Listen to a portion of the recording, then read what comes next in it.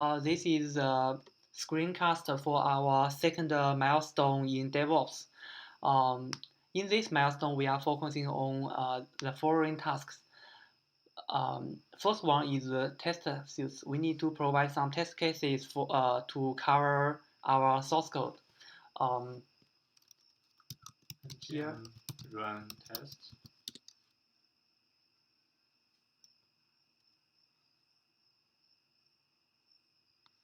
this is the result of report of our test case.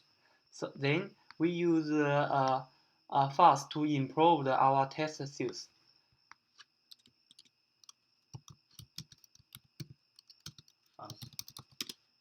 You can see you will see the statement coverage will reach to 96%, and we can show this is the statement coverage is improved, and here we can see that. So this is the original test suits, and we added some fuzzing part. Yeah, and in order to improve the statement coverage and other coverages. Yeah. The third task is to provide some basic analysis function. We use lint to we use ESLint to provide this function, and you can configure ESLint by open this ESLint RC file. As you can see, we already predefined several metrics and to tell the static analysis engine which metrics should be checked. And we can run this ESLint by typing npm run lint. So as you can see, there are two warnings actually. It is because two variables are already defined. So our next task is customer metrics.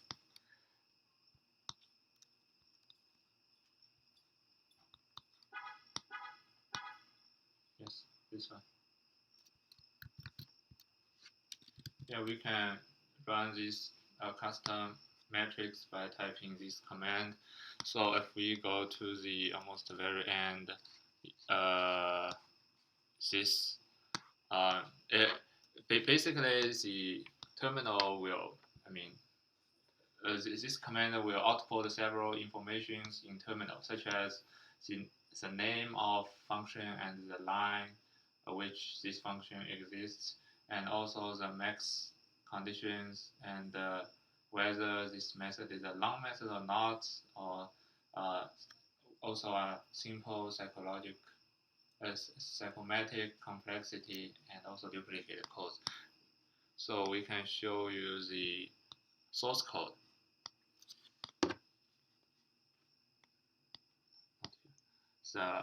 So currently we run the sun.js file, and we can show you how we calculate these metrics. So the first one, you can see the max condition is 6. This is to calculate the max number of conditions within an if statement in a function. So as you can see, there are if here, and it has 6 conditions, so the max condition is 6. The next one is to check whether this method is a long method or not. So we set the threshold is 20. So if the method is longer than 20 lines of code, so we think we consider it is a long method. So it is a long method. And for simple psychometric complexity, since it's freestyle, we choose this metric to implement. It is, if we go to the source code here, it is calculated like this. The formula is if statement divided by loops and the number of loops plus 1. If we go to the sun.js, as you can see, there are 2 if statement here. So the number of if statement is 2, and as you can see, there's no loops. So if there's no loops, in order to avoid dividing by 0, so we just assign the number of loops as 1. So basically 2 divided by 1 plus 1 is 3. So our simple cyclomatic complexity is 3. And the last is the bonus part. We also check the duplicate code. So here we have we got 3 duplicate code. The first part, this is the source code file, the duplicate code file, and this is a line of code, and this is another file, and line of code. This is the function duplicated code. They are exactly the same functions, and this one they are similar code, similar to code blocks, and the third duplicate code is here.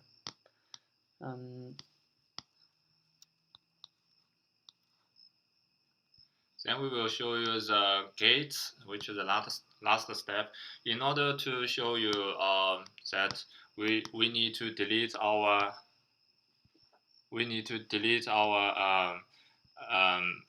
improvement.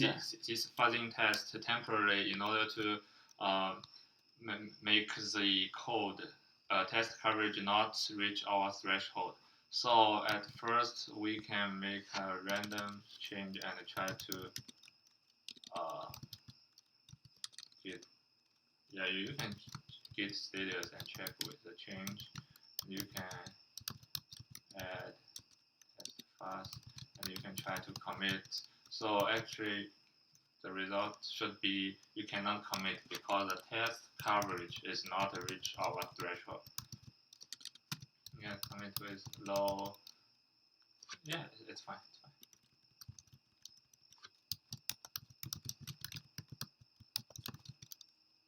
Lower than threshold. Yeah, it's fine.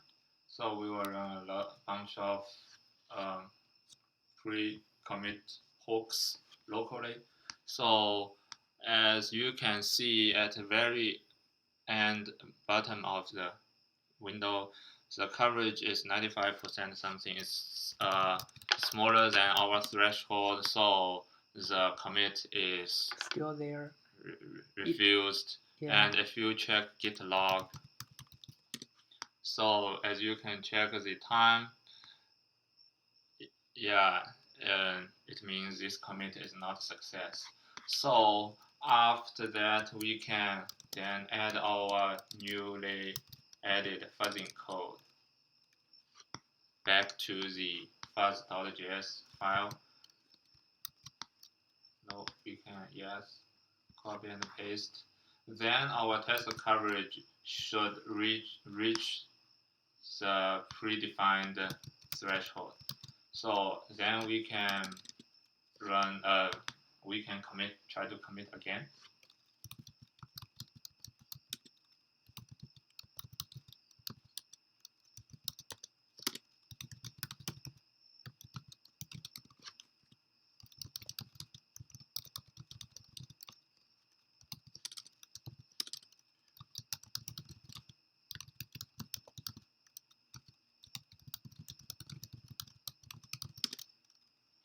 So actually, yeah, we are still execute our pre-commit hook.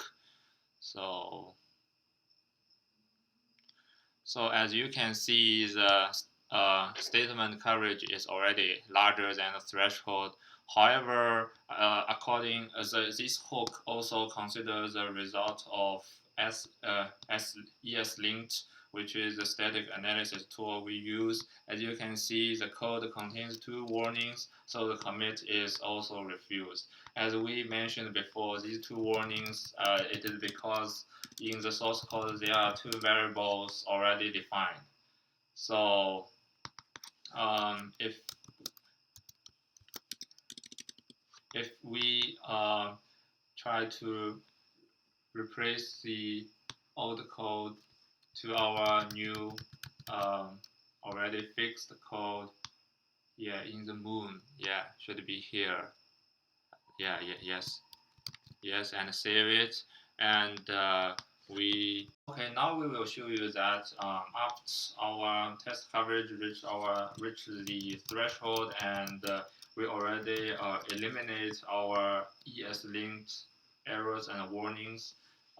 We should get commit successfully. First, we already make some random change, and we try to commit. Um, update with no error and no warning. The commit should be success. So as you can see, the test coverage is higher than threshold, and there's no error and no warning, and our pre-commit hook is end. Then we will try to get a log, and as you can see at the top of log, our new commit messages show. After that, we will git push our new commit.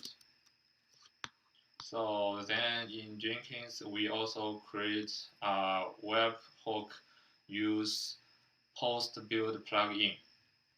Then if we